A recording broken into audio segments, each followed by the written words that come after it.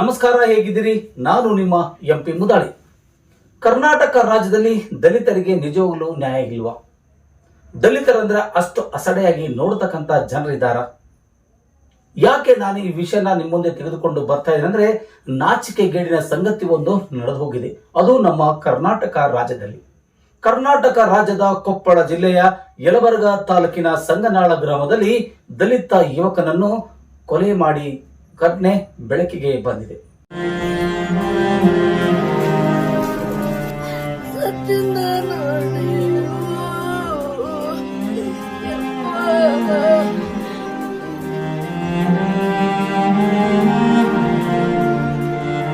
Hair cutting shop ಮಾಡಿಸ್ಕೊಳ್ಳಲು hair cutting ಅಂಗಡಿಗೆ ಹೋಗಿದ ದಲಿತನಿಗೆ ಅಲ್ಲಿರ್ತಕ್ಕಂಥ ಹೇರ್ ಕಟಿಂಗ್ ಮಾಲೀಕ ಅವನ ಕತ್ತರಿಯಿಂದ ಹೊಟ್ಟೆಗೆ ತಿವಿದು ಕೊಲೆ ಮಾಡಿರ್ತಕ್ಕಂಥ ಘಟನೆ ನಡೆದು ಹೋಗಿದೆ ಅಂತಕ್ಕಂಥ ಮಾತನ್ನ ಇಲ್ಲಿ ಸಾರ್ವಜನಿಕರು ಹೇಳ್ತಾ ಇದ್ದಾರೆ. ಹಾಗಾದರೆ ಮೊನ್ನೆ ತಾನೇ ನಾವು 78ನೇ ಸ್ವತಂತ್ರ ದಿನಾಚರಣೆ ಆಚರಿಸಿಕೊಂಡಿದ್ದೀವಿ. ಆದರೆ ಇವತ್ತಿಗೂ ಕೂಡ ಯಲಬುರ್ಗಾ ತಾಲೂಕಿನ ಸಂಗನಾಳ ಗ್ರಾಮದ ಈ ಒಬ್ಬ ದಲಿತ ಕುಟುಂಬಕ್ಕೆ ಅಲ್ಲಿ ಇನ್ನುವರೆಗೂ ನ್ಯಾಯ ಸಿಕ್ಕಿಲ್ಲವೇ ಅಂತಕ್ಕಂಥ ವಿಚಾರ ವಿಷಾದನೀಯವಾಗಿದೆ. ಬಂಧುಗಳೇ, ತಮಗೆಲ್ಲ ಗೊತ್ತಿರೋ ಹಾಗೆ ಕರ್ನಾಟಕ ರಾಜ್ಯವು ಕೂಡ ಯುಪಿನೋ, ಬಿಹಾರೋ ಮತ್ತು ಮತ್ತೊಂದು ಯಾವುದೋ ದೇಶ ಆಗ್ಲಿಕ್ಕೆ ಹೊರಟಿದೆ ಅಂತಕ್ಕಂಥ ಮಾತನ್ನ ಇಲ್ಲಿ ನಾವು ಹೇಳಲೇಬೇಕಾಗಿದೆ. ಯಾಕಂದ್ರೆ ಇಲ್ಲಿ ದಲಿತರಿಗೆ ಇಷ್ಟು ನ್ಯಾಯ ಇಲ್ಲ, ದಲಿತರಿಗೆ ಒಂದಿಷ್ಟು ಈ ತರದ ತೊಂದರೆಗಳಿದಾವೆ, ದಲಿತರು ಈ ರೀತಿಯಾಗಿ ಬದುಕಬೇಕು, ದಲಿತರ ಕಟ್ಟುಪಾಡಿನಲ್ಲಿ ಇರಬೇಕು ಅಂತಕ್ಕಂಥ ಏನು ಆಜ್ಞೆಗಳನ್ನು ಹೊರಡಿಸಿದಾರಲ್ಲ, ಇದು ಎಲ್ಲಿವರೆಗೆ ನಡೀತೆ ಅಂತ ನಾವು ವಿಚಾರ ಮಾಡಬೇಕಾಗಿದೆ. ಬಂಧುಗಳೇ, ಇನ್ನೂ ಹೇಳಲಿಕ್ಕೆ ಹೋಗಿ ಇನ್ನೇನೋ ಆಯ್ತು ಅನ್ನಂಗೆ ಆಗೋಗ್ಬಿಟ್ಟಿದೆ ಯಲಬುರ್ಗಾ ತಾಲೂಕಿನ ಸಂಗನಾಳ ಗ್ರಾಮದ ದಲಿತ ಯುವಕನ ಕೊಲೆಯ ವರದಿ.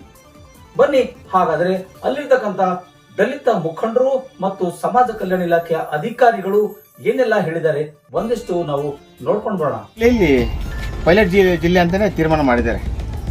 ಜಾತೀಯತೆ ಅಸ್ಪೃಶ್ಯತೆ ನರಳ್ತಾ ಇದೆ ಈ ಜಿಲ್ಲೆ. ನಮ್ಮ ಮಾದಿಗ ಸಮುದಾಯ ಅನ್ನೋದಕ್ಕಿಂತ ಅಸ್ಪೃಶ್ಯರು ಏನಿದಾರಲ್ಲ, ಇಡೀ ಹಿಂಸೆ ಪಟ್ಟು ಜೀವನ ತಮ್ಮ ಮನಸ್ಸನ್ನ ಕನಸನ್ನ ಕೈಯಲ್ಲಿ ಜೀವನ ಮಾಡ್ತಾ ಇದ್ದಾರೆ. ಇಂಥ ಸ್ಥಿತಿಯಲ್ಲಿ ಇವರಿಗೆ ಜಿಲ್ಲಾಡಳಿತ ಸ್ವಲ್ಪ ಹೆಚ್ಚಿನ ಮಟ್ಟದಲ್ಲಿ ಕ್ರಮ ತಗೊಳ್ಳೋದಕ್ಕೆ ನಾನು ಹಿಂದೆ ಆಲ್ವರ್ತಿ ಗ್ರಾಮಗಳು, ಬೇರೆ ಬೇರೆ ಗ್ರಾಮಗಳಲ್ಲಿ ಆಗಿರ್ತಕ್ಕಂಥ ದೌರ್ಜನ್ಯ ಆಗಿರ್ತಕ್ಕಂಥ ಸಂದರ್ಭದಲ್ಲೇ ನಾನು ಎಚ್ಚರ ಮಾಡ್ತಾ ಇದ್ದೀನಿ. ಜಿಲ್ಲಾಡಳಿತ ಎಚ್ಚೆತ್ತುಕೊಳ್ತಾ ಇಲ್ಲ, ಜಿಲ್ಲಾಡಳಿತ ಎಚ್ಚೆತ್ತುಕೊಳ್ತಾ ಇಲ್ಲ. ಯಾವ ವಿಷಯದಲ್ಲಿ? ಎಲ್ಲ ಓಟ್ಗಳಲ್ಲಿ ಮಾಡತಕ್ಕಂಥ ಜನಗಳಿಗೆ ಅವರಿಗೆ ಲೈಸೆನ್ಸ್ ಕೊಟ್ಟು ಪರವಾನಗಿ ಕೊಟ್ಟು ಅವ್ರು ನಡೆಸಕ್ಕೆ ಹೇಳಿ, ಬಾರ್ಬರ್ ಶಾಪ್ಗೆ ಲೈಸೆನ್ಸ್ ಕೊಟ್ಟು ಪರವಾನಗಿ ಕೊಟ್ಟು ನಡೆಸಕ್ಕೆ ಹೇಳಿ. ಅದು ಜಿಲ್ಲಾಧಿಕಾರಿಗಳು, ಸಮಾಜ ಕಲ್ಯಾಣ ಉಪ ನಿರ್ದೇಶಕರು ಮತ್ತು ತಹಸೀಲ್ದಾರು ಇವ್ರ ಮುಖಾಂತರನೇ ಈ ಪೊಲೀಸ್ ಇಲಾಖೆ ಮೂಲಕ ಪರ್ಮಿಷನ್ ತಗೊಂಡು ಮಾಡ್ಬೇಕು. ಅದನ್ನ ಆ ರೀತಿ ಮಾಡಿ ಸರ್, ಸ್ವಲ್ಪ ಕಠಿಣವಾದ ಸ್ಟ್ರಿಕ್ಟ್ ಆಗುತ್ತೆ. ಒಂದು ಆ ಜನಗಳಿಗೆ ಮುಂದೆ ಆ ರೀತಿ ಅಹಿತ ಘಟನೆ ಆಗದಂತೆ ಜಾತಿ ತಳಿಸೋದಕ್ಕೆ ಒಂದು ದಾರಿ ಸಿಗುತ್ತೆ. ಇದಕ್ಕೆ ಕಾನೂನು ಅರಿವಿಲ್ಲ, ನೆರವೂ ಇಲ್ಲ. ಈ ಜನಗಳಿಗೆ ಏನ್ ಮಾಡೋದು? ಇಂಥ ಪರಿಸ್ಥಿತಿಯಲ್ಲಿ ನಮ್ಮ ಎಲ್ಲಮ್ಮನ ಕುಟುಂಬಕ್ಕೆ ಆಗಿರುವಂತಹ ದುರಂತ, ನಿನ್ನೆ ಆಗಿರ್ತಕ್ಕಂಥ ಕೊಲೆ, ಅದು ವ್ಯಾವಹಾರಿಕವಾಗಿ ಕೊಲೆ ಅಲ್ಲ, ಅದು ಜಾತೀಯತೆಯಿಂದ ಅಸ್ಪೃಶ್ಯತೆಯಿಂದ ಕೊಲೆ ಆಗಿರುವಂತದ್ದು. ಯಾಕಂದ್ರೆ ಅವಮಾನ ಮಾಡಿ ಅವನ ನೀನು ಕುದುಗಳು ನೋಡೋಣ ಬೇರೆ ಮೇಲ್ವಂತರು ಬಂದರಲ್ಲ, ಅವ್ರು ಮಾಡಿಕೊಂಡು ಅವ್ರ ಪಾಳ ಪ್ರಕಾರ ಮಾಡ್ತಾ ಇರ್ಬೇಕಾದ್ರೆ ಮತ್ತೆ ಇವನು ಹಿನ್ನಡೆ ಆದಾಗೆಲ್ಲ ಮತ್ತೆ ಕೋಪ ಬಂದಿದೆ. ಅವನು ಪ್ರಶ್ನೆ ಮಾಡಿದ್ದಾನೆ, ಆ ಪ್ರಶ್ನೆಗೆ ಅವನಿಗೆ ಸಿಟ್ಟು ಬಂದಿದೆ. ಆ ಸಿಟ್ಟಿನ ಮೂಲಕ ಸಂಘರ್ಷ ಆಗಿದೆ, ಮಾತಲ್ಲಿ ಸಂಘರ್ಷ ಆಗಿ ಕೊಲೆ ಮಾಡೋಂಥ ಮಟ್ಟಕ್ಕೆ ಹೋಗಿ ಇವತ್ತು ಆ ಹುಡುಗನ ಬಲಿ ತಗೊಂಡಿದೆ. ಅವನ ಕತ್ರಿ, ಅವನು ಮಾಡ್ತಕ್ಕಂಥ ಕೆಲಸದ ಕತ್ರಿ ಅವನ ಹೊಟ್ಟೆ ಒಳಗೆ ಚುಚ್ಚಿಕೊಂಡು ಇವತ್ತು ಜೀವನ ಕಳ್ಕೊಂಡು ಅವನು ನಾಶ ಆಗಿದೆ. ನಿನ್ನೆ ಇವತ್ತು ಆ ಕುಟುಂಬಕ್ಕೆ ಸಾಂತ್ವನ ಹೇಳೋದಕ್ಕೆ ಇವತ್ತು ನಮ್ಮ ಸಂಘಟನೆಯಿಂದ ಅವರಿಗೆ ಧೈರ್ಯ ತುಂಬಿ ಕಾನೂನಾತ್ಮಕ ನೆರವು ಏನು ಬೇಕು ಸರ್ಕಾರದಿಂದ ವ್ಯವಸ್ಥಿತವಾಗಿ ಬರುವಂತ ಕೆಲಸ ಮಾಡೋಣ. ತಪ್ಪಿತಸ್ಥನಿಗೆ ಶಿಕ್ಷೆ ಆಗಲೇಬೇಕಾದ ಸರಿಯಾದ ರೀತಿಯಲ್ಲಿ ಸಾಕ್ಷಿನ ಕಲೆಕ್ಟ್ ಮಾಡಿಕೊಂಡು ಪೊಲೀಸ್ ಇಲಾಖೆ ಕ್ರಮ ತಗೊಳ್ಳೋದಕ್ಕೆ ಮುಂದರಿಬೇಕು.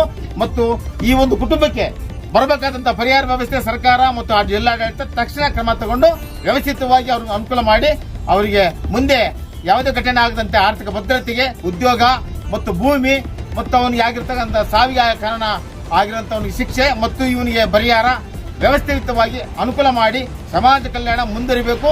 ಅದಕ್ಕೆ ಸಂಬಂಧಪಟ್ಟಂಗೆ DC ಅವರು ಕ್ರಮ ತಗೊಳ್ಬೇಕು ಮತ್ತು ತಹಸೀಲ್ದಾರ ಮತ್ತು ಇಲ್ಲಿರ್ತಕ್ಕಂಥ ಸುತ್ತ ವೃತ್ತ ನಿರೀಕ್ಷಕರು, ಪೊಲೀಸರು ಇಲಾಖೆ, DSP ಸಾಹೇಬರು, SP ಸಾಹೇಬರು ಮತ್ತೊಮ್ಮೆ ಈ ಗ್ರಾಮಕ್ಕೆ ಭೇಟಿ ಕೊಡಬೇಕು. ಇಂಥ ತಿಳುವಳಿಕೆ ಇರ್ತಕ್ಕಂಥ ಇಂಥ ಘಟನೆಗಳು ಆಗದಂತ ತಡೆಯಂತ ಕೆಲಸ ಪೊಲೀಸ್ ಇಲಾಖೆ ಮಾಡಬೇಕಾಗಿದೆ. ಮತ್ತು ಎಲ್ಲೆಲ್ಲಿ ಗೊತ್ತಿದೆ, ಕೇವಲ ನಾಮಕಾವಸ್ಥೆಗೆ ಇಲ್ಲಿ ಶಾಂತಿ ಸಭೆ ಮಾಡೋದಲ್ಲ, ಕ್ರಮಬದ್ಧವಾಗಿ ಕಾನೂನು ಅರಿವು ಮೂಡಿಸಕ ಮತ್ತು ನೆರವು ನೀಡೋದಕ್ಕೆ ಸಭೆಗಳನ್ನು ಮಾಡಬೇಕಾಗ್ತದೆ. ಕನಿಷ್ಠ ವಾರಕ್ಕೊಮ್ಮೆ ಆದರೂ ಗ್ರಾಮಗಳನ್ನ ಒಂದು ಗುರುತಿಸಿ ಅಸ್ಪೃಶ್ಯತೆ ಆಚರಣೆ ಎಲ್ಲಿ ದಟ್ಟವಾಗಿದೆ ಅಂತ ಸ್ಥಳಗಳಿಗೆ ಹೋಗಿ ಜನಕ್ಕೆ ಅರಿವು ಮೂಡಿಸುವಂತ ಕೆಲಸ ಪೊಲೀಸ್ ಇಲಾಖೆ ಮಾಡಬೇಕು, ಸಮಾಜ ಕಲ್ಯಾಣ ಇಲಾಖೆ. ನಿನ್ನೆ ಒಂದು ಸಂಗನಾಳ ಗ್ರಾಮದಲ್ಲಿ ಒಂದು ಅಹಿತಕರ ಘಟನೆ ನಡೆದು ಇದರಲ್ಲಿ ಪರಿಶಿಷ್ಟ ಜಾತಿಯ ಒಬ್ಬ ಯಮನೂರ್ ಸ್ವಾಮಿ ಅಂತಕ್ಕಂಥ 27 ವರ್ಷದ ಯುವಕ ಕೊಲೆ ಆಗಿರ್ತಕ್ಕಂಥದ್ದು.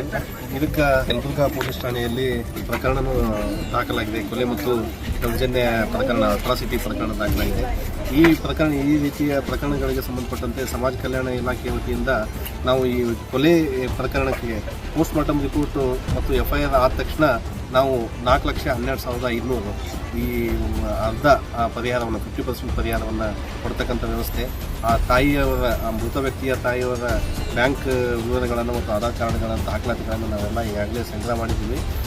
ನಂತರದಲ್ಲಿ ಚಾರ್ಜ್ ಶೀಟ್ ದೋಷಾರೋಪಣಾ ಪಟ್ಟಿ ಕೋರ್ಟ್ಗೆ ಸಲ್ಲಿಕೆ ಆದ ನಂತರ ಉಳಿದಿರತಕ್ಕಂಥ 4,12,500 ಒಟ್ಟು 8,25,000 ಪರಿಹಾರ ಧನವನ್ನು ಸರ್ಕಾರದ ವತಿಯಿಂದ ನೀಡಲಾಗುತ್ತೆ. ಅದರ ಜೊತೆಗೆ ಆ ಒಂದು ಕುಟುಂಬದ ಅವಲಂಬಿತರಿಗೆ ಒಬ್ಬರಿಗೆ ಅವರೆಲ್ಲ ಯಾರು ಅವ್ರ ಮನೆಯಲ್ಲಿದ್ದಾರೆ ಆ ವಂಶಾವಳಿಯನ್ನು ನೋಡಿ ಎಲ್ಲರ ಒಂದು ಸಹಮತದ ಮೇರೆಗೆ ಒಬ್ಬರಿಗೆ ಸರ್ಕಾರಿ ಉದ್ಯೋಗವನ್ನು ಕೊಡಿಸ್ತಕ್ಕಂಥ ಒಂದು ಸೌಲಭ್ಯ ಕೂಡ ಸರ್ಕಾರದಲ್ಲಿದೆ. ಅವೆಲ್ಲ ದಾಖಲಾತಿಗಳನ್ನು ಪಡೆದು ಅದನ್ನು ಕೂಡ ನಾವು ಅನುಕಂಪ ನೇಮಕಾತಿಯನ್ನು ಮತ್ತು ಏನಿದು ಆರ್ಥಿಕ ಸಹಾಯವನ್ನು ಕೂಡ ಕೊಡಮಾಡ್ತೀವಿ. ಜೊತೆಗೆ ಏನು ಪೊಲೀಸ್ ಇಲಾಖೆ ತನಿಖೆ ಮಾಡಿ ಯಾರು ತಪ್ಪಿತಸ್ಥರಾಗಿದ್ದಾರೆ ಅವರಿಗೆ ಕಠಿಣ ಶಿಕ್ಷೆಯನ್ನು ಕೊಡ್ತಕ್ಕಂಥ ಕೆಲಸ ಕೂಡ ಪೊಲೀಸ್ ಇಲಾಖೆ ಮಾಡುತ್ತದೆ. ಒಟ್ಟಾರೆ ಆ ಒಂದು ಕುಟುಂಬಕ್ಕೆ ಏನು ನಾವು ಜೀವನ ಕೊಡೋದಕ್ಕಾಗೋದಿಲ್ಲ, ಆದರೆ ಸರ್ಕಾರದಿಂದ ಕೊಡತಕ್ಕಂಥ ಸೌಲಭ್ಯಗಳನ್ನು ನಾವು ಶೀಘ್ರಗತಿಯಲ್ಲಿ ಕೊಡ್ತಕ್ಕಂಥ ವ್ಯವಸ್ಥೆಯನ್ನು ಮಾಡ್ತೀವಿ. ಬಂಧುಗಳೇ, ತಮಗೆಲ್ಲ ಗೊತ್ತಿರೋ ಹಾಗೆ ಇಷ್ಟೆಲ್ಲ ಕೊಪ್ಪಳ ಜಿಲ್ಲೆಯಲ್ಲಿ ನಡೆದೋದ್ರು ಕೂಡ ಇವತ್ತಿನವರೆಗೂ ಜಿಲ್ಲಾ ಉಸ್ತುವಾರಿ ಸಚಿವರಾಗಲಿ ಅಲ್ಲಿರ್ತಕ್ಕಂಥ ಶಾಸಕರಾಗಲಿ ದಲಿತರ ಮನೆಗಳಿಗೆ ಹೋಗಿ ಭೇಟಿ ನೀಡಲಿಲ್ಲ, ಸಾಂತ್ವನ ಕೂಡ ಹೇಳಿಲ್ಲ. ಆದರೆ ಅಷ್ಟು ಒಂದು ಕೀಳು ಮಟ್ಟದಲ್ಲಿ ನೋಡ್ತಕ್ಕಂಥ ಈ ಒಂದು ಅಧಿಕಾರಿಗಳಿಗೆ ಯಾವಾಗ ದಲಿತರ ಬುದ್ಧಿ ಕಲಿಸ್ತಾರ ಎಂಬುದನ್ನ ಕಾದು ನೋಡಬೇಕಾಗಿದೆ. ಬಂಧುಗಳೇ, ಇವತ್ತು ಹಿಂದೂ ನಾ ಮುಂದು ಅಂತಕ್ಕಂಥ ಹಿಂದೂ ಪರ ಸಂಘಟನೆಗಳು ಎಲ್ಲಿ ಹೋಗಿದಾವೆ ಒಂದು ಅರ್ಥ ಆಗ್ತಾ ಇಲ್ಲ. ಕೊಲೆ ಮಾಡಿದವನು ಹಿಂದೂ, ಸತ್ತು ಹೋಗಿದವನು ಕೂಡ ಹಿಂದೂ. ಆದರೆ ಇಲ್ಲಿ ಯಾವುದೊಬ್ಬ ಮಹಿಳೆಯನ್ನ, ಒಬ್ಬ ಮುಸ್ಲಿಮರನ್ನ ಇಲ್ಲಿ ಟಾರ್ಗೆಟ್ ಮಾಡಿ ಕೊಲೆ ಮಾಡಿದ್ರೆ ಅದು ಹಿಂದೂ ಮಹಿಳೆ ಮೇಲೆ ಹಲ್ಲೆ ಆಯಿತು, ಹಿಂದೂಗೆ ಕೊಲೆ ಮಾಡ್ದ ಅಂತಕ್ಕಂಥ ಜಂಬ ಕೊಚ್ಚಿಕೊಂಡು ರೋಡ್ಗಿಳಿಯುವಂತ ಹಿಂದೂ ಪರ ಸಂಘಟನೆಗಳು ಈಗ ಎಲ್ಲಿ ಹೋಗಿ ಮಲ್ಕೊಂಡಿದ್ದಾವೆ ಒಂದು ಗೊತ್ತಾಗ್ತಾ ಇಲ್ಲ. ದಲಿತ ಅಂದ್ರೆ ಹಿಂದೂ ಅಲ್ವಾ ಅಂತಕ್ಕಂಥ ಪ್ರಶ್ನೆ ನಮ್ಮನ್ನು ಕಾಡ್ತಾ ಇದೆ. ಹಾಗಾದರೆ ಎಲ್ಲಿವರೆಗೂ ಈ ತರದ ಹಿಂದೂ ಅಂತ ಹೇಳಿಕೊಂಡು ಬರುವಂತಹ ಹಿಂದೂ ಪರ ಸಂಘಟನೆಗಳು ಯಾಕೆ ಇವತ್ತಿನವರೆಗೂ 4 ದಿನ ಆಯಿತು ಕೊಲೆಯಾಗಿ ಒಂದೇ ಒಂದು ಹೇಳಿಕೆ ಕೊಡಲು ಮುಂದೆ ಬರ್ತಾ ಇಲ್ಲ ಅನ್ನೋದನ್ನು ಮಾತ್ರ ಇಲ್ಲಿ ಗಮನಿಸಬೇಕಾಗಿದೆ. ಬಂಧುಗಳೇ, ತಮಗೆಲ್ಲ ಗೊತ್ತಿರೋ ಹಾಗೆ ಇಲ್ಲಿ ಯಲಬುರ್ಗಾ ತಾಲೂಕಿನ ಸಂಗನಾಳ ಗ್ರಾಮದ ಯುವಕ ಇಲ್ಲಿ ಬರ್ಬರವಾಗಿ ಕ್ಷೌರಿಕನಿಂದ ಹತ್ಯೆಯಾಗಿದ್ದಾನೆ. ಕ್ಷೌರಿಕನ ಯಾವುದೋ ಒಂದು ಕಾರಣಕ್ಕೆ ಈ ರೀತಿ ಕೃತ್ಯ ನಡೆದೋಗಿದೆ, ನಾನು ನಿಮ್ಮನ್ನ ಮಾಡಲ್ಲ, ನೀನು ಬೆಳಗ್ಗೆ ಬಂದಿದೀಯಾ, ನನಗೆ ಬಾಡಿಗೆ ಅಥವಾ ನನ್ನ ಗಿರಾಕಿಗಳನ್ನ ಸಿಗೋದಿಲ್ಲ, ನೀನೊಬ್ಬ ಕೀಳು ಜಾತಿಯ ಯುವಕ ಅಂತಕ್ಕಂಥ ಕ್ಷೌರಿಕನ ಬಾಯಿಂದ ಬಂದಾಗ ಮಾತಿಗೆ ಮಾತು ಬೆಳೆದು ಈ ಒಂದು ಘಟನೆಗೆ ಕಾರಣವಾಗುತ್ತದೆ. ಅಂತ ಪರಿಸ್ಥಿತಿಯಲ್ಲಿ ಅಸ್ಪೃಶ್ಯತೆ ಆಚರಣೆ ಮಾಡ್ತಿರೋದು ಯಾವ ಪುರುಷಾರ್ಥಕ್ಕಾಗಿ? ಬೀದರ್, ರಾಯಚೂರು, ಬಳ್ಳಾರಿ, ಕೊಪ್ಪಳ ಹಾಗೂ ಇನ್ನಿತರ ಜಿಲ್ಲೆಗಳಲ್ಲಿ ಇನ್ನಷ್ಟು ಅಸ್ಪೃಶ್ಯತೆಯನ್ನ ಅಡಗಿಕೊಂಡಿದೆ. ಅದರ ಬಗ್ಗೆ ಒಂದಿಷ್ಟು ಸರ್ಕಾರ ಆಲೋಚನೆ ಸಹ ಮಾಡಬೇಕಾಗಿದೆ. ಸಂಬಂಧಪಟ್ಟಂತ ಪೊಲೀಸ್ ಅಧಿಕಾರಿಗಳಲ್ಲಿ, ಜಿಲ್ಲಾ ಪಂಚಾಯತ್ನ ಮುಖ್ಯ ಕಾರ್ಯನಿರ್ವಾಹಕ ಅಧಿಕಾರಿಗಳಾಗಲಿ ಹಾಗೂ ಸಮಾಜ ಕಲ್ಯಾಣ ಇಲಾಖೆ ಅಧಿಕಾರಿಗಳು ಕಣ್ಣು ಮುಚ್ಚಿಕೊಂಡು ಕುಳಿತಿದ್ದಾರ ಅಂತಕ್ಕಂಥ ಪ್ರಶ್ನೆ ಸಾರ್ವಜನಿಕರು ಮಾತಾಡ್ತಾ ಇದ್ದಾರೆ. ಬನ್ನಿ ಹಾಗಾದ್ರೆ ಆ ಒಂದು ಸಂಗನಾಳ ಗ್ರಾಮದ ಯುವಕನಿಗೆ ನ್ಯಾಯ ಕೊಡಿಸುತ್ತಾ ಸರ್ಕಾರ ಅನ್ನೋದನ್ನ ಕಾದು ನೋಡಬೇಕಾಗಿದೆ. ಬಂಧುಗಳೇ, ಈ ಸುದ್ದಿ ತಮಗೆ ಇಷ್ಟವಾಗಿದ್ರೆ ದಯವಿಟ್ಟು ಶೇರ್ ಮಾಡಿ, ಲೈಕ್ ಮಾಡಿ, ಕಮೆಂಟ್ಸ್ ಮಾಡಿ. ಸುದ್ದಿಯ ಬಗ್ಗೆ ನಿಮ್ಮ ಅನಿಸಿಕೆ, ಅಭಿಪ್ರಾಯಗಳಿದ್ರೆ ನಮ್ಮ ವಾಟ್ಸ್ಆಪ್ ಬಾಕ್ಸ್ ನಲ್ಲಿ ಬರೆದು ಕಳಿಸಿ. ಧನ್ಯವಾದಗಳು. ಮುಂದಿನ ಸುದ್ದಿಯಾಗಿ ಮತ್ತೆ ಬರ್ತೀನಿ. ನಾನು ನಿಮ್ಮ MP ಮುದಾಳೆ.